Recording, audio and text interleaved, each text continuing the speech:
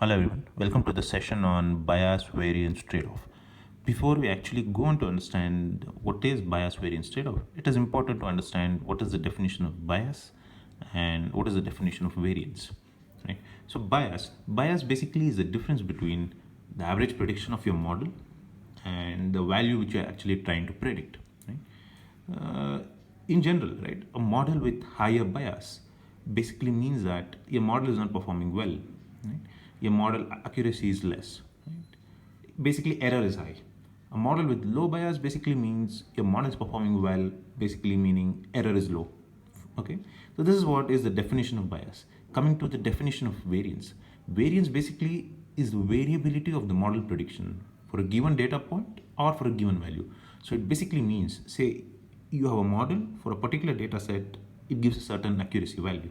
Okay, so now say you change certain points in your data set, you add few additional rows, you remove rows, then you get another, again you do the same prediction of your model, you get another accuracy value.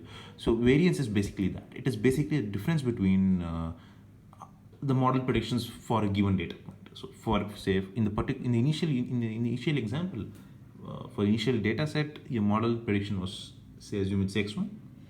For the newer data set, your model prediction is x2. Variance is basically the difference. Okay. Coming to the definition of total error. So in general, right? In general, say the model that you're trying to build is a simple linear regression model. Y is equal to f of x is your definition of your model, right? Over there, if you're actually trying to figure out what is the total error, so here the total error is nothing but the sum of square of the bias, and variance and irreducible error. So here, what is irreducible error is nothing but it is the inherent noise which is present in your data set, right? Which can't be removed. So it is no matter how much better or how much accurate we make our model, there will always be inherent noise in your data. Right? So this is nothing but the noise which is present in your data. Okay?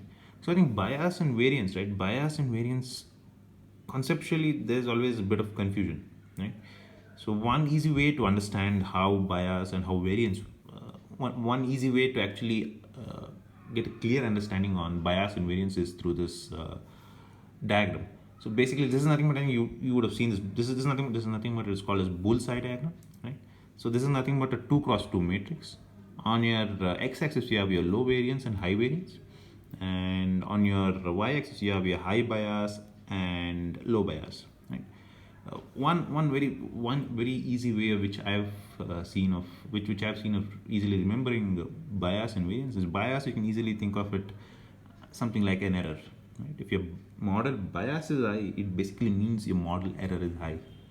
Obviously, it is not a, as you have seen over here, right? As you have seen in this, it is not a direct one-on-one match. Right? Error is not your bias, but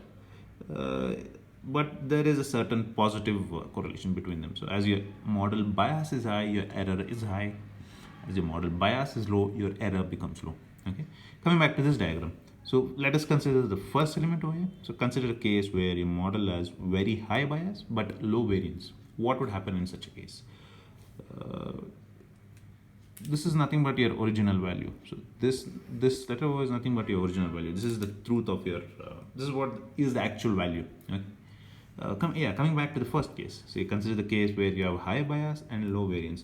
So basically, what does it mean is that your model accuracy is low, but even though you make certain changes to your data set, your model predictions will be more or less the same.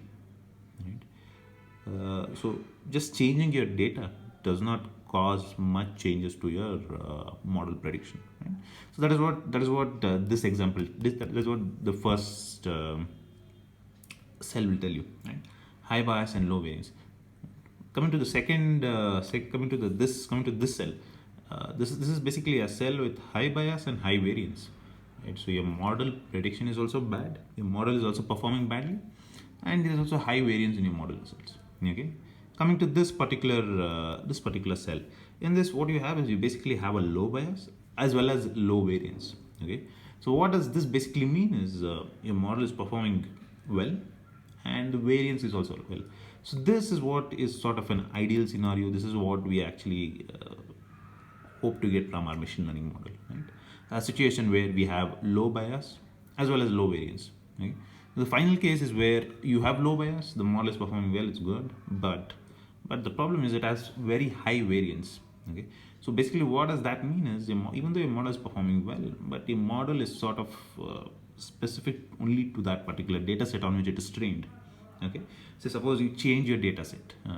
Again, when I talk change, it does not mean I change the entire data set. Say I add few rows, or I delete few rows.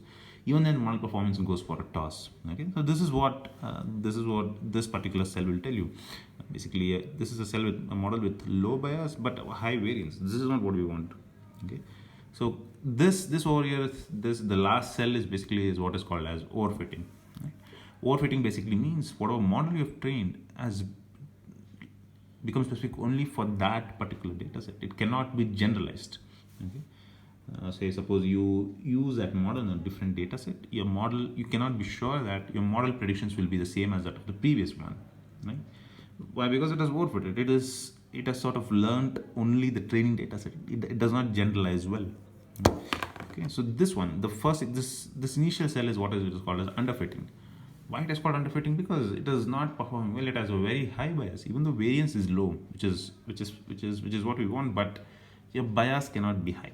The model should be able to get good accuracy, right?